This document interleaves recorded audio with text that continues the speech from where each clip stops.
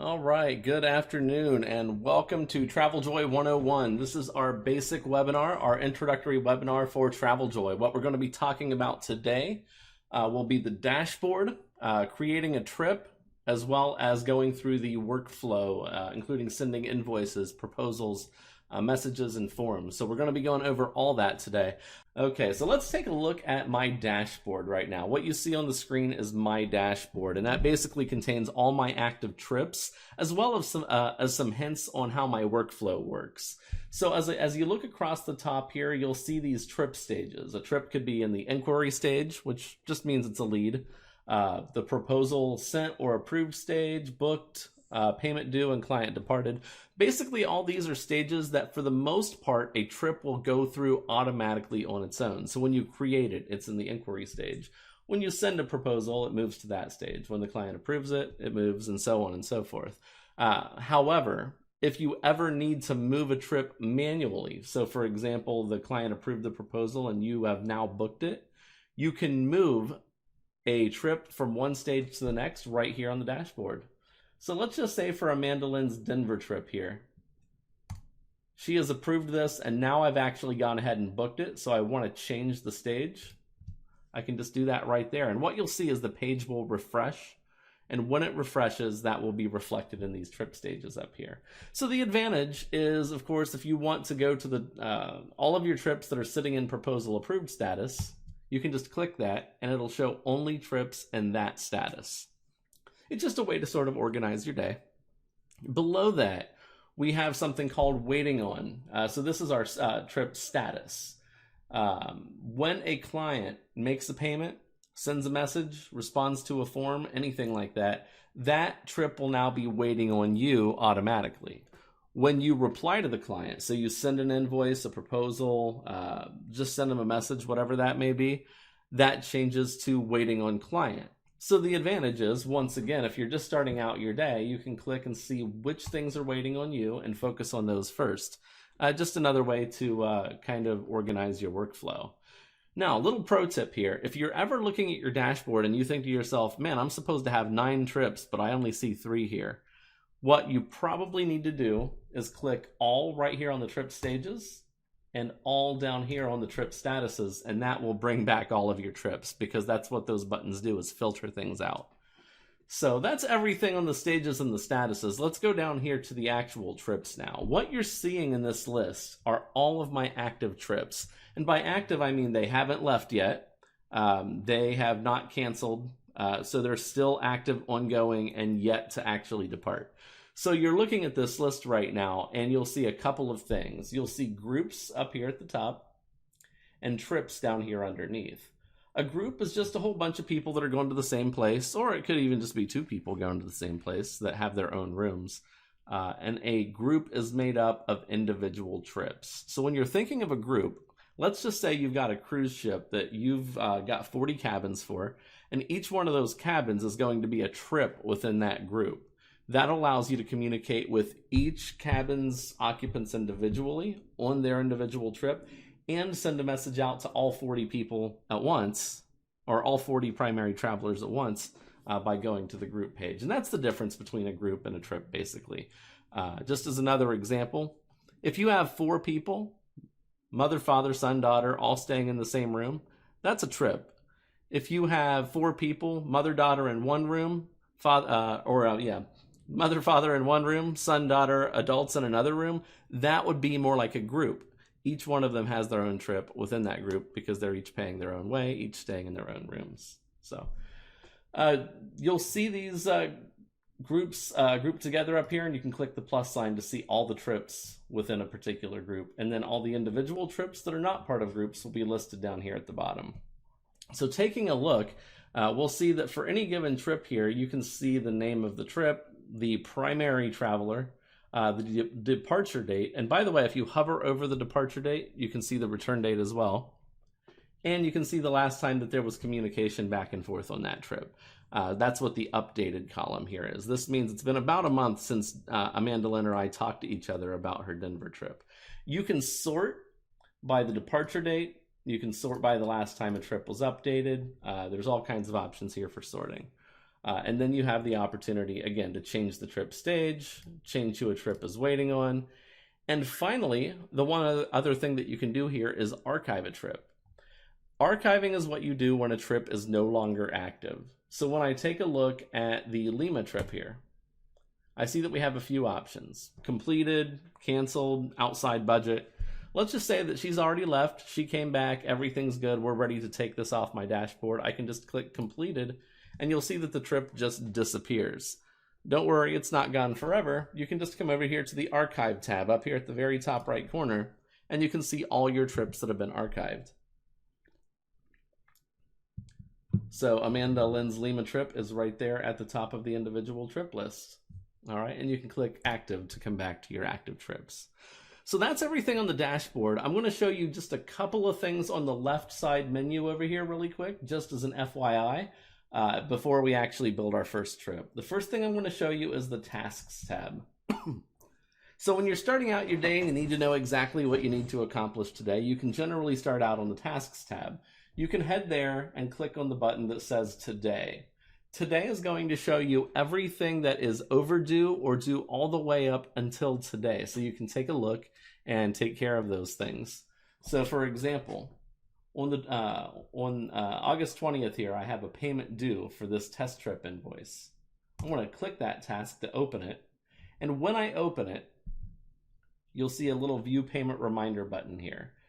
This has been set up automatically by the system when I created this invoice. I added a payment schedule, which we'll be doing here in about 10 minutes. At the bottom of the invoice, I added due dates to each payment that was due. And this is one of those payments that was due. So this task reminder is letting me know, hey, your client has a payment due in 4 days. Do you want to remind them? And I do. So I'm going to click on View Payment Reminder here. And it's going to open their trip, open their invoice for that trip, pull up an email reminding them that their payment is due, and attach the invoice to it. And I can just click Send. Super easy. So I've just reminded the client that they have a payment coming up that's due. And I'm going to come back here to my task list and just put a check mark in that box, and it's going to disappear. So now that task has been marked complete. So there are these tasks that get added automatically, like the one I just showed you, but you can also add tasks manually. I'll show you how to do that later today. The calendar here is going to show you 5 things. The calendar will show you all of your tasks. There will be a line through the ones that have already been completed. It will also show you all of your trips, like this purple one up here. It will show you your clients' birthdays, anniversaries, and passport expiration dates if those are on file. All 5 of those things will show up on your calendar, so it's a great way to stay organized. Next thing down is the Clients tab. So the important thing here, especially for new agents, is this is how you get your clients into the system. If you have a spreadsheet full of clients that you've gotten from elsewhere that you want to add to TravelJoy, here's how you do it. You go to the Clients page here, you click Add Client, then Client Import up at the top right corner. And then you're going to want to click on the tab here that says Custom. Excuse me. So the Custom tab is for those of you who have a spreadsheet already that you got from somewhere else outside of TravelJoy. Maybe it's another CRM or something that you've built yourself. You can upload that spreadsheet right here and we will manually import it for you. That does take 3 to 5 business days to complete because we are doing it manually, but there's no charge. Now we do have another option if you want to get your clients into the system a little bit faster, and that is the instant import. This takes a very little bit of work, but it drastically speeds things up for you. Here's how it works. Step 1, download our spreadsheet and add your client info to it. So you're just going to click download, open it up, and you're going to get this spreadsheet. And if we take a look at the top row here, we're going to see name, first, middle, and last, primary email, primary phone number, birthday, anniversary, and so on. Basically, take the spreadsheet of your clients that you already have, copy the column with all the birthdays in it, and paste it right in this column. Same with the anniversary, same with the first name and last name, and so on. Copy and paste everything into this spreadsheet, save it, and then come back here and click upload and upload that spreadsheet.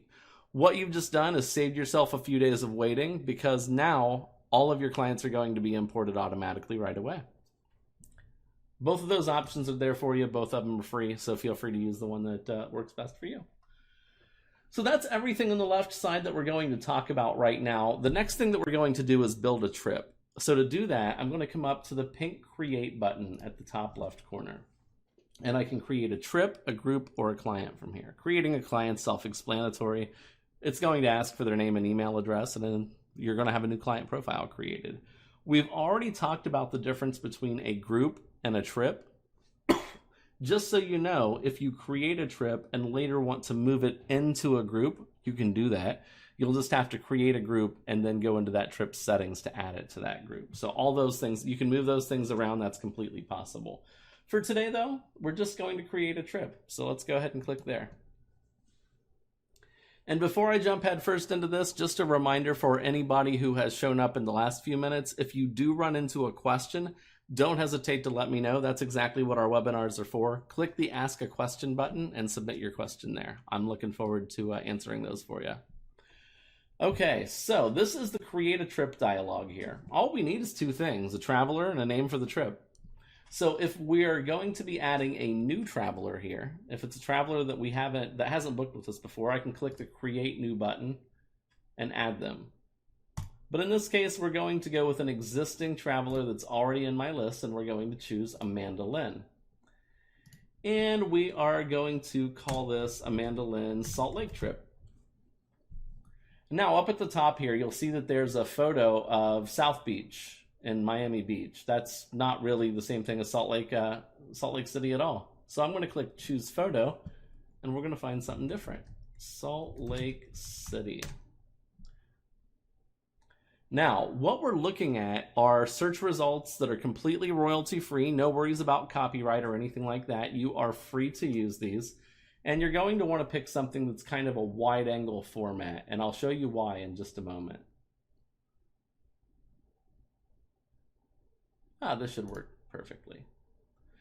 And the reason that we've chosen a wide-angle format is because this will appear at the top of every invoice, form, and proposal that you send to your client. It's a way to help them get excited about their trip.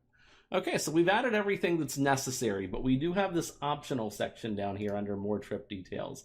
Anytime you see a plus sign like that, it means you can add some more details right up front if you want to.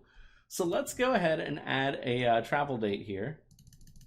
We're going to say that they want to go on this trip June 9th through 16th of 2020. And there are going to be 2 travelers, not 12, 2. All right, so I'm going to go ahead and click Create Trip. Again, that part is optional, but it's there for you. Now we have this empty trip. We're on the trip page. This is where all the action takes place. And I'm going to explain what these 5 tabs are for towards the end, because that's the bulk of where you're going to be spending almost all your time in TravelJoy. But they're all empty right now. So let's start by actually communicating with our client and sending them a client inquiry form. No matter what you're sending to your client, whether it's a form, a proposal, or an invoice, you start from the trip and you come over to this blue Create button on the trip. And you're going to have 3 or 4 options here depending on how your account's set up. If it's not an invoice and it's not a proposal, everything else is a form. So when I click form here, I'm going to have all kinds of options to choose from. I can send them a credit card authorization form, a passport and pre-departure info form, a travel insurance waiver that they have to sign. But in this case, we're just going to send them the client inquiry form. And we're going to do that by coming up here and clicking Next Review Email, and then clicking Send. Now you can edit this email before it goes out, but all this is the email that will send Amanda Lynn the form link for her to fill out. You'll see the subject line here, you'll see the message here, and we'll just click Send. So now we've reached out to Amanda Lynn, we've given her a form to fill out. Let's take a look at how that looks from Amanda Lynn's perspective. This is Amanda Lynn's inbox. She's not a real person. She's just a completely fictional client, so we're not violating any real person's privacy here. And I'm going to open up that email that we just sent. Inside the email, she's going to see our message and a link to view the trip form. And this is it. This is what the client sees. At the top, your logo, that image that you chose. The next thing she sees is filling out form 4. And by default, her name's going to be here. If there's another traveler on the trip, their name will be in here as well. And the advantage to this is that for any given form that you send in TravelJoy, it can only ask for one traveler's information. But the agent or the client can fill out that form as many times as they want, once for each traveler, and the answers will sync up with each traveler's profile. That way you have the answer stored permanently. So for now, we're going to go down to the questions here. Where do you want to go? Salt Lake City. We're going to put in the same travel dates here. June 9th through 16th. Dates are flexible. Departure city's Cleveland. We'll leave the rest of this all blank. We'll just come up to the top and click Submit Form. So now, Amanda Lynn has submitted her information, but she wants her sister to come with her on this trip. So she's going to click the button to add a traveler. And when she does that, this form comes right back up, filling out form for a new traveler. We're just going to put in her first, last name, and email address here. She can answer the questions again if she wants, but she doesn't have to. She can just click Submit Form. Okay, so now we've submitted this form twice as Amanda Lynn. I'm going to head back and hit refresh on my page here. What you're going to see here on the Messages tab, couple of changes. First, you're going to see Angie Lynn is now showing up under the travelers list over here because Amanda has added her to the trip. The next thing you're going to see, if we scroll down here, is you'll see way back at 3:18 p.m., 2 minutes ago, I sent this form. You can tell I sent it because my face is over here on the right-hand side. This is the form that I sent. If you come up here, you can see at 3:19 p.m., Amanda Lynn sent her version of the form back. And then if you scroll up a little bit more, you can see at 3:20 p.m., she sent Angie Lynn's version of the form over as well. So every form, invoice, and proposal that you send back and forth with the client, and any message that you send back and forth with the client, will all appear in this messages feed with the newest message always at the top. Now, if you ever need to send the client something that's not an invoice, proposal, or form, like you just need to send them a regular old-fashioned email, you can click where it says type your message here. Type in your message, add any attachments you want, and then click send. That's how you send just a plain old message. All right. We did have a question come in the chat. Just as a reminder to everybody, be sure to click the ask a question button because that does alert me. That way I don't accidentally miss your question. Candy asked, can my agent sign up under me or do they need to create their own account? So you can absolutely invite them. You can go under settings over here. You can go to settings and then team. And you can see all the details there under settings and team on how to add team members and how all that works. There's also an article on our help center called Introduction to TravelJoy Teams, which talks about pricing, talks about all the features and how all that works. So be sure to check that out as well. There's some great answers in that document. Okay, so we got our client inquiry back from Amanda Lynn. Now it's time to go ahead and create and send a proposal. We know what she wants. We're going to start building the trip now. I'm going to click Create and then Proposal. So on this next page that comes up, it's important to note that TravelJoy right now does not have a built-in itinerary builder. And that is something that we're working on. We will have something like that in the future. But for now, we are very accommodating of several different types of itineraries. If you build your itineraries on your computer using Word or a PDF builder and then save them, we have an option for you. It's right here under itinerary type, and it's called File Upload because you're going to upload that file that you made. If you use a third-party online itinerary builder like a Travefy or Access or UMapped, you can also come here and click Web Link.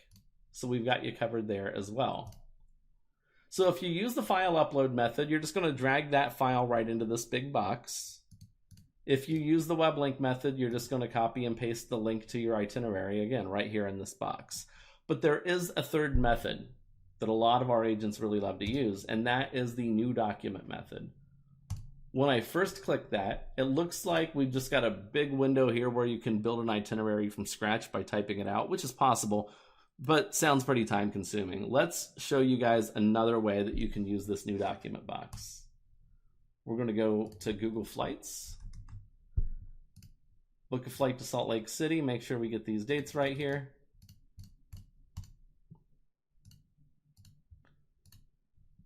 And just pick a couple of randomized flights here. Nothing too specific. And on this last page here, we are going to copy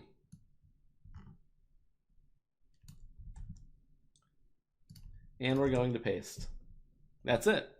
This would work on your vendor sites, your supplier sites, as long as they allow copying and pasting of info like this. You can copy and paste right into this box, and the client will see that as part of their proposal. Now, as I mentioned earlier, anytime you see a little blue plus sign, that means there's some optional details that you can add. And this is no exception. More proposal details. It doesn't matter which of the 3 itinerary types you've used, you'll always have this option down here.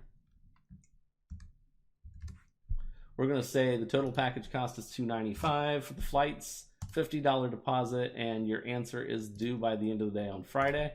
And notes about the trip. If you have any questions, give me a call. And now we're going to come up and click next, save and review email, and then send, just like we did before.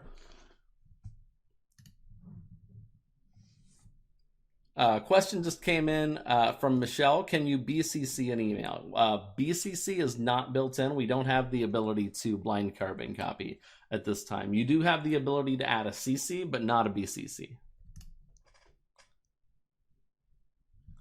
Okay, so let's take a look at what Amanda Lynn sees when she gets this proposal. She's going to open this up in her email.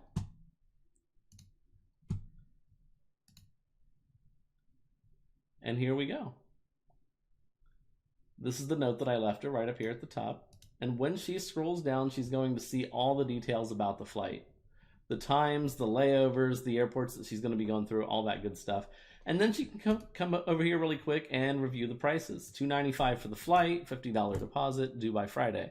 And she can either ask a question or she can approve. We're going to assume that Amanda Lynn is stoked. She clicks approve proposal. And what happens? 2 things. First, you're going to get an email letting you know that she has approved the proposal and she's ready to move to the next step. The other thing that's going to happen is right at the top of the messages tab, you're going to have this nifty little blue bar that congratulates you because the proposal has been approved. Also notice in this black drop-down box here, the trip is now in the proposal approved status and the waiting on me stage because she just approved the proposal.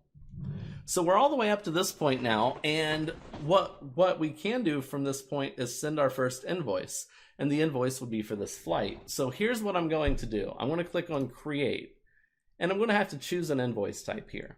This is where things get a little bit tricky if you don't have a bank account added into TravelJoy yet. You may not have the invoice direct option. So let me explain what that is and why you may not have it. TravelJoy has 2 types of invoices. One is a supplier invoice. The supplier invoice collects credit card information and a signed authorization from your client, but it does not charge them. It just collects that information so then you can go and pay suppliers. So that is the option that you want to use if you don't want the funds to go into your bank account, if you just want to get their payment data. Direct invoices, on the other hand, process payment directly, which means when you send this to a client and they put in their payment info, it will process that payment instantly and it will send it to your bank. That's the difference. And so if you don't have the direct invoice option available up here, generally that just means that you haven't told us where to send your funds when the client makes a payment.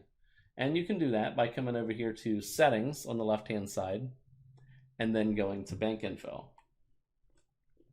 When you go to bank info, it's going to ask you for some information from your bank and information about you. One question that we get a lot that I always like to answer in advance on these webinars is, do I need to provide my social security number? And the answer to that is that you do. This has been a federal regulation for about 16 years now called Know Your Customer regulations. Your identity does need to be verified when you're processing payments in the US. So that's all that's used for. We don't use it here. We just pass it along to the payment processor to comply with the law. All right. And so once you add your bank info, within a couple of business days, you'll get an email letting you know when you've been verified and approved to start sending direct invoices. And that's when that'll start showing up in your list. Okay, so sending a direct invoice and a supplier invoice, when you're building them, they look almost the same. So I'm going to start with a supplier invoice here. There's 3 sections on an invoice. The item section at the top, the gray settings box in the middle, and the payment schedule at the bottom. So the item section is where you're going to add things like flight, hotel, transportation. The payments section is where you're going to add things like deposit, monthly payments, final payment. And then the settings in the middle, that's going to be self-explanatory once we go through it. So let's scroll back up to the top here and let's click Add Item. And in this box, we've got a whole bunch of different items that we can add. Today, we're going to be adding air. And I'm just going to pull this flight information out here to my other screen. That way I have something to copy and paste from. So we're going to give this item a name. We're going to call it Cleveland to Salt Lake City. And we're going to give it a price, $295, as we mentioned earlier. This is all that you have to add. You can just go ahead and click Save here, and that item will be added to your invoice, and then you can send it along to your client. However, it's really nice to add all this other information in. We'll just make up some fake information here.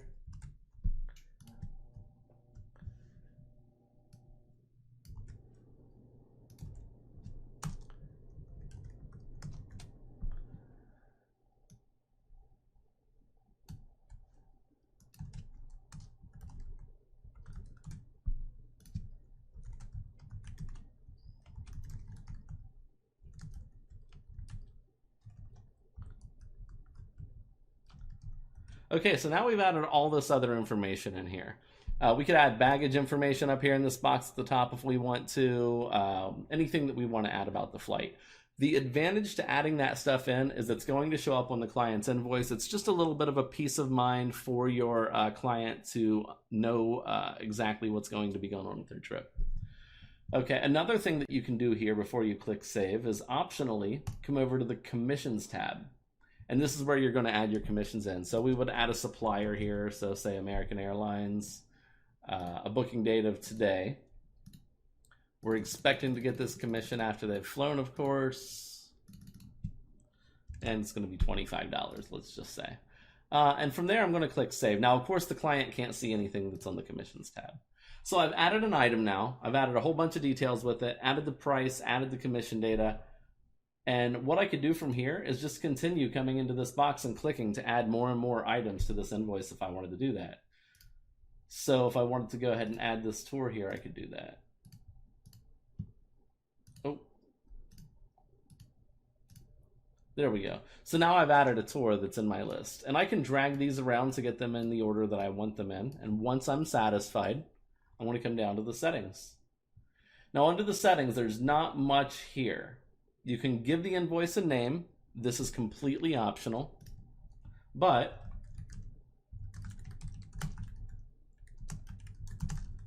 adding something here makes it really easy to search for that invoice later. So let's call this Amanda Lynn Salt Lake flight. The next thing that we're going to do is choose which client this is for. Now this part's very important. An invoice is a private document. What you can't do is send this one invoice to both Amanda Lynn and Angie Lynn. Because once Amanda Lynn adds her credit card to this invoice, if Angie Lynn gets the same invoice, she could go in and authorize a payment using Amanda Lynn's card because it's attached to the invoice. So you never want to copy somebody on an invoice. You want to make an individual invoice for each person on the trip. So in this case, this is only going to be for Amanda Lynn. And now we can come down here and add a payment schedule. To do that, we're going to click Add Payment. And something happened here automatically when I clicked Add Payment. A payment due today for the full amount was added to the schedule. Now, let's just say that we only want to collect a $50 deposit for right now. I can just click on that amount and change it from $420 to $50. Anywhere you see this blue pencil icon, that means it can be edited. So let's also change the description here from payment to deposit. And now let's take a look at what we have. Down here at the bottom right corner, it says that we have a total of $50 in our payment schedule out of a total of $420, which is the full invoice cost. This means we need to add more payments. So let's click add payment again. And it does the math for you. $370 remaining, also due today. So let's change that. Let's just say they're only going to pay half. We're going to call it first payment. And we're going to make it due a month from now. And now we're going to click add payment one more time. And again, it does the math for me. We're going to call this final payment, and we're going to make it due 2 months from now. All right, so we've got our entire payment schedule done. What we could do at this point is just go ahead and send it off to the client, but there's one more thing I want to show you first. What if your client has already paid their $50 deposit? They dropped by your office or gave you a check or something like that, and you want to send them an accurate invoice that already shows the deposit is paid. Well, you can do that. And what you're going to do is just come down here to this box that says mark as paid. You're going to click it. And in this box up here, you're going to uncheck the box to send the client a receipt because they paid this like a week ago. They don't want another receipt. And we're going to click mark as paid again. Now the page refreshes, and when you scroll down, that particular payment, that deposit, is marked as paid. Now, when the client sees that, it means that they're going to already have an accurate representation and they know exactly what they need to pay. Now we can send this invoice. Up at the top corner, just like a proposal, you'll click next, save and review email, and then send. I'll show you Amanda Lynn's view of this invoice in just a moment, but I do know that I have a couple of questions right now. When you are doing direct invoices, is there a credit card processing fee? There is. I will go over what that is in just a moment. I'd say about 2 or 3 minutes, so hang tight for that. Thanks, Stephanie, for that question. What do we do if Amanda wants to pay for Angie? That's a question from Thomas. If she wants to pay for Angie, you can go ahead and put the whole trip on one invoice and just send it to Amanda. There's nothing wrong with that at all. In fact, that's the way that most trips work. If you've got a family all going to the same place, the primary traveler is handling everything. It's just that the other people staying in the room won't have access to that invoice. That's all it means. So if one person's paying for everybody, you'll just send one invoice. If 2 people are splitting the cost, they'll each get their own invoice for half of the full cost. So thanks for that question, Thomas. Another one came in from Natasha. How does the supplier invoice work if you have several vendors on your package? It does not matter how many vendors you have. You can add as many items as you want to the invoice. It's going to list all the items that you've added to the invoice. The client's going to see those. They're going to make their payments according to the schedule that you've added at the bottom, but it doesn't matter at all where those funds are going to go because you're going to be then grabbing the client's credit card info and paying those suppliers directly, which I'll show you in just a minute here. So hang tight. I'll answer that question as part of this next step. We're going to go back to Amanda Lynn's inbox, open up her invoice, and what she's going to see is all of these details that we put in earlier. She's going to see that she's already paid $50. Her amount due today is $185 out of a total remaining balance of $370. So this should all look familiar. This is exactly what we just did as we were creating the invoice. And then when she scrolls down, she's going to have a 3-step process to authorize payment. She'll choose the amount that she wants to authorize today. She'll choose which card she wants to put it on, and she can add a new card here if she wants to. And then she can sign. After she's fulfilled those 3 steps, she'll click authorize payment. So as you can see, super quick, super easy. She's now authorized her payment. Now comes the part that a little bit that Natasha was asking about here, which is the stage where you go to actually pay the suppliers. Let's take a look at that. By the way, when Amanda Lynn authorizes payment, you're going to get an email notification, and you're also going to be able to come to the trip and see a new message. Amanda Lynn has authorized a payment for this amount on this card. And you can pull up the payment information right here. And when you pull that up, it's going to have 2 cards, and it's not going to automatically open the card that she paid with. So you're probably going to want to pay attention right here. Visa ending in 4242, expiring 12/23. That way, when you open this up, you'll see that both of her cards end in 4242. What are the odds, right? Let me show you guys a little secret trick just in case you ever have a client with two cards ending in the same 4 digits. What you're going to want to do is go to the Files tab and click on that invoice that you just sent the client. Scroll to the bottom and you'll find that authorized payment. Now, when you go here and you click that button that says View Authorization Details, automatically the card that she used to authorize that specific payment is going to open up for you. That's the trick. 99% of the time, it's not going to matter because both cards will end in different numbers. But this is a trick just in case you get a client with a lot of Amex cards that all have the same last 4 digits.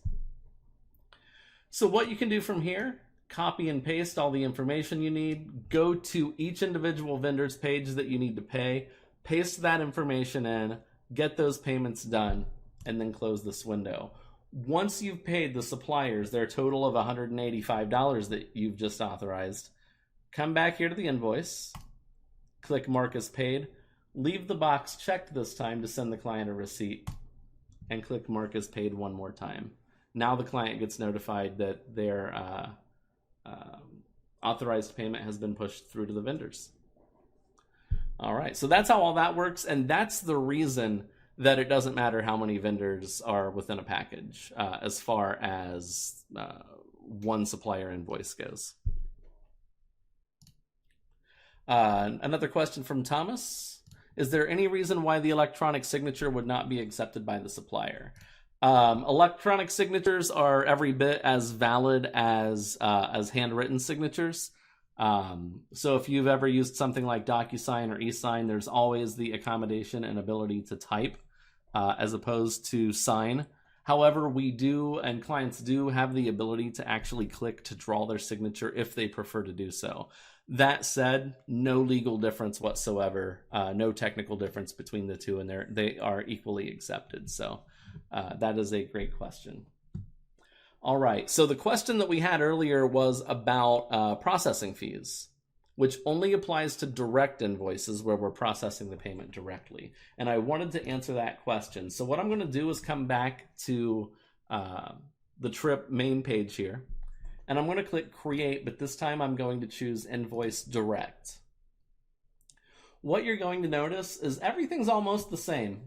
Empty item section at the top, empty payment schedule at the bottom, settings in the middle. But there's going to be 2 new fields on this one that did not exist on a supplier invoice.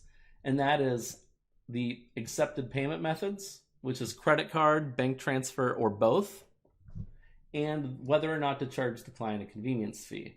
Now, the important thing to note right here is anytime you see one of these little round question marks, there's very important information behind that question mark.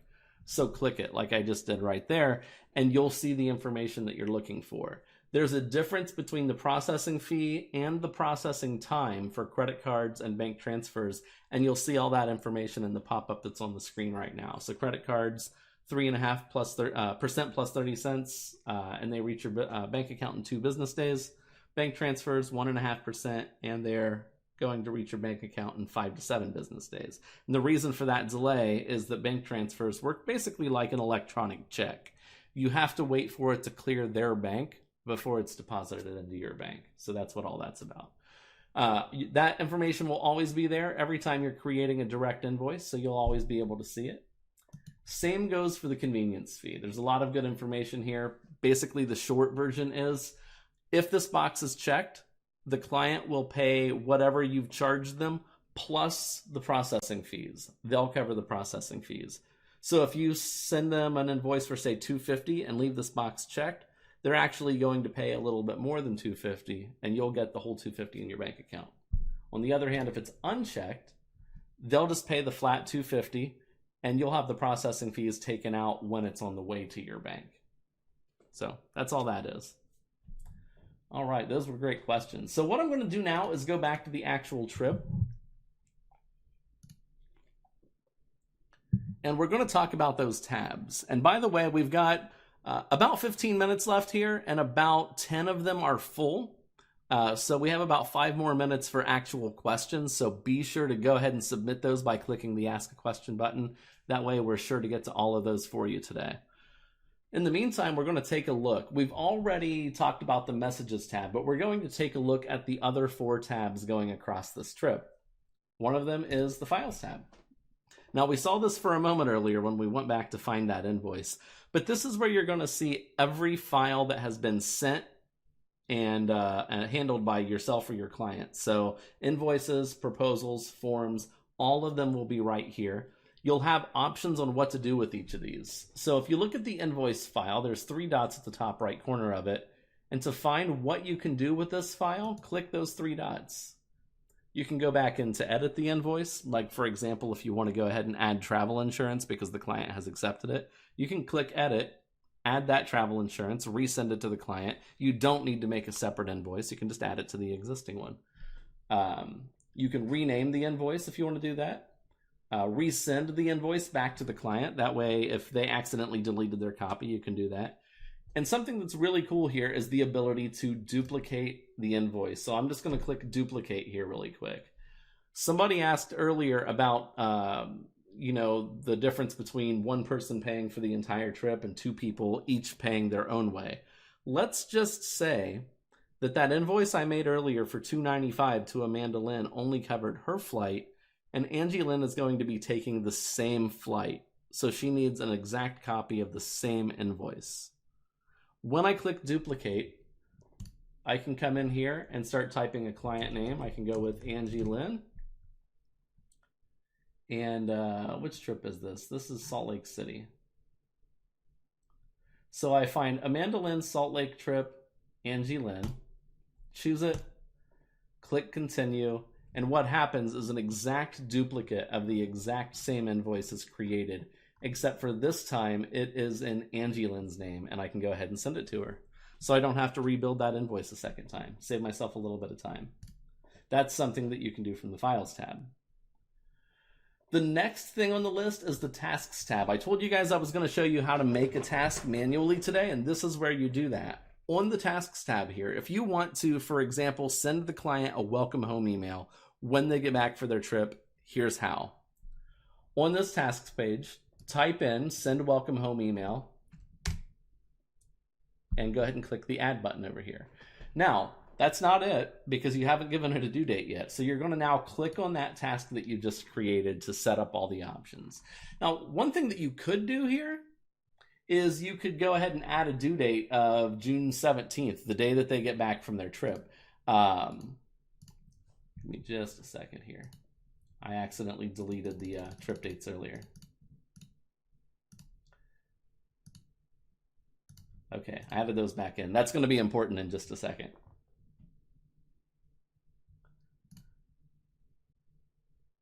So what I could do is just go ahead and add the 17th in here as the date to send the welcome home email.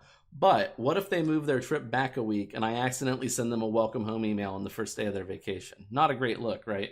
So what we're going to do is click set relative due date and set it to 1 day after the trip's end date. And that way, if the trip changes dates, the tasks will change dates accordingly. And then at the bottom, I'm going to choose an action. Again, there's a question mark here if you ever need to read about this, but the quick version of this is the action is attached to the task. And the action we're going to choose here is to send an email. And then we choose which email to send, and we're going to choose the welcome home email. So what's going to happen now when I save this is that the day after Amanda Lynn gets back from her trip, I'm going to get an email that says, hey, don't forget to send Amanda Lynn that welcome home email. Here's the button to do it. And when I click that button, it's going to open her trip, go to that trip, open the welcome home message, and load it all up for me. And then all I have to do is click send. It's not fully automated, but it's very close to it because I still have to click send. All right, so that's what you do for tasks there. You can add tasks like that on any trip. Okay, the next thing is calendar. Not much to say here. The calendar on a trip is just like the calendar up here on the left-hand side, except it's only for this particular trip. That's the only difference. So if we zoom forward to June, you'll see the trip and the task there.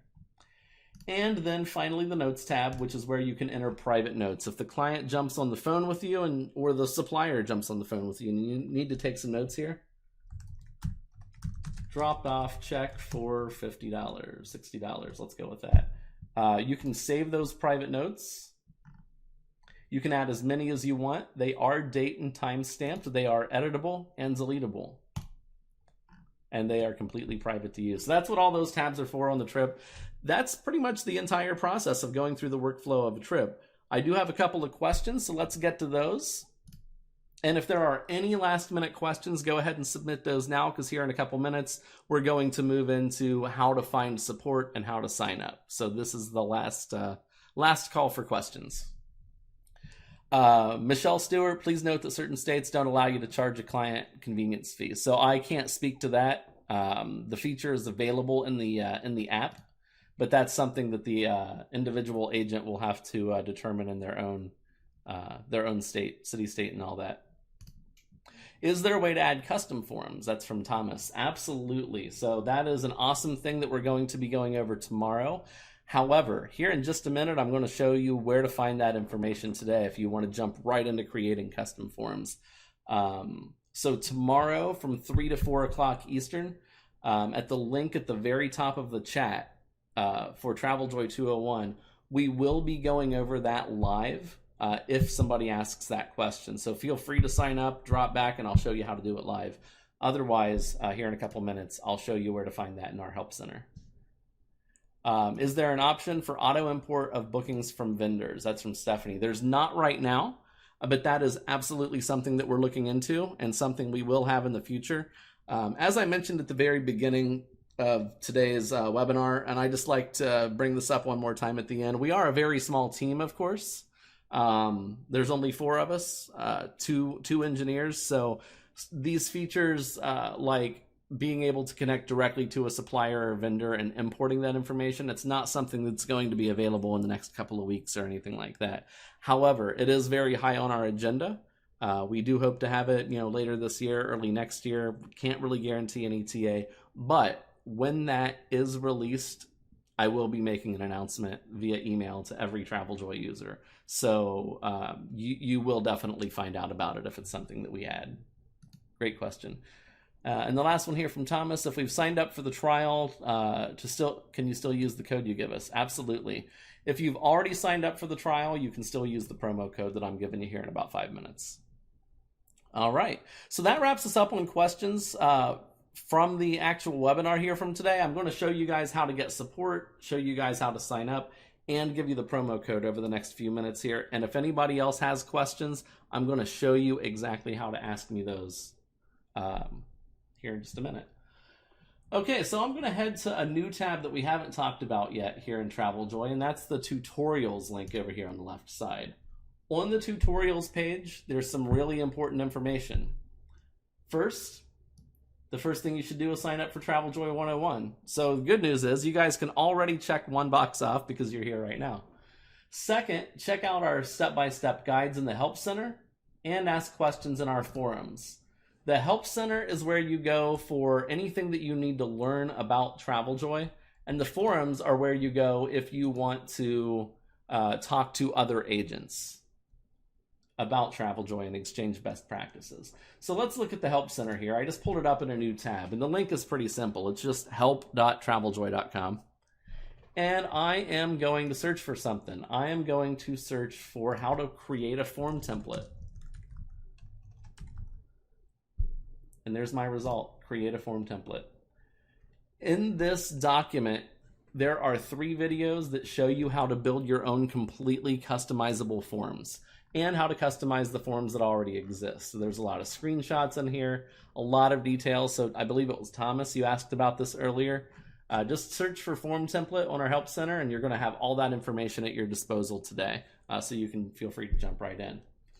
So the Help Center is definitely the first place to go. Another thing that I want to point out is if you need to review TravelJoy 101 after we're done today, we always have a recent recording of it right here at the top of that same tutorials page. a copy of TravelJoy 201 right underneath, which goes into things like group booking, how to build templates, how to do reporting. There's a lot of great advanced information in there. And then as you scroll down, there's just all kinds of different videos that you can watch if you want to learn more about TravelJoy. We are adding and changing these videos all the time, but we always have the 2 webinars right at the top for whenever you need them.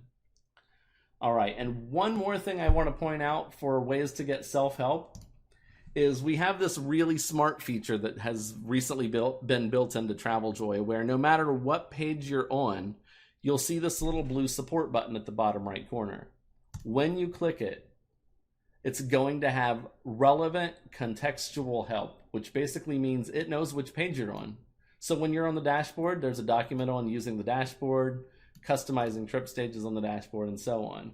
When you go to templates and then forms, which is the page where you build form templates, that support button is going to pop up again. And this time, the top suggestion is how to create a form template, how to customize a default form template, and common form template errors. The short version of this is always look at those articles. You have a search box up here if you're looking for something else. But if you're on the page you need help with, the guide's probably already right there in front of you. It just saves you a little bit of time. And if you can't find your answer and you need to reach out to me, never hesitate to do that. Just click the contact us button right here. And it's going to give you a little box where you can type in your question for me. Feel free to add screenshots as attachments here. I love screenshots because it really helps me see what you're seeing and give you a better answer. Response times during business hours are about 2 hours or so. So you guys got to think for about the last hour. I haven't answered any support tickets because I've been here with you, which has been great. So after I jump off of the webinar today, I'll be getting back to those tickets. That's why the average response time is around 2 hours or so. We are here 7 days a week. Response times on the weekends are a little bit slower than that, but we are always keeping an eye out for you.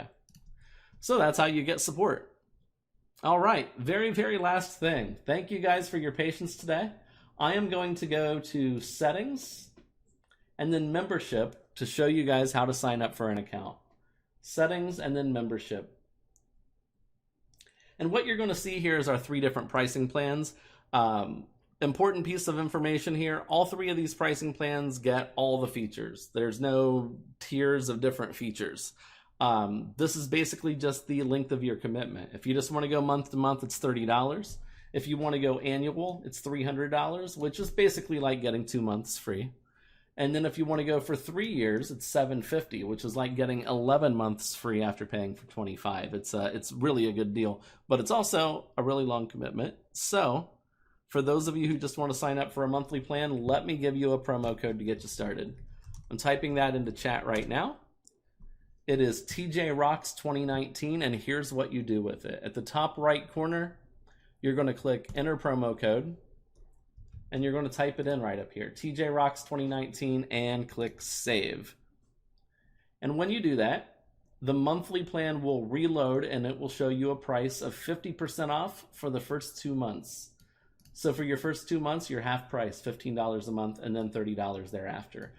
Final question that gets asked a lot at the very end of these webinars. At the end of your 2 months, can you switch to an annual or 3-year plan? The answer is yes. All you got to do is click that support button and shoot me a message. Let me know that you want to switch, and I can handle that for you. It's as easy as that. All right, so that wraps us up for today. And again, I want to thank everybody for attending today, for asking some really wonderful questions. I know that our platform does a lot, and so there is a learning curve to get into some of the more advanced features. So I hope to see some of you tomorrow at the TravelJoy 201 webinar. That link is already in the chat. We will be doing that again 2 weeks from tomorrow as well. So if you're not quite ready, you'll be able to sign up for it 2 weeks from tomorrow as well. We do those Q&As every 2 weeks on Thursdays. So thanks again, everybody, for being here. And if you do run into any more questions today that can't be answered on the Help Center, go ahead and click that support button, shoot me a message, and let me know. I look forward to speaking with each of you. You guys have a great rest of your day.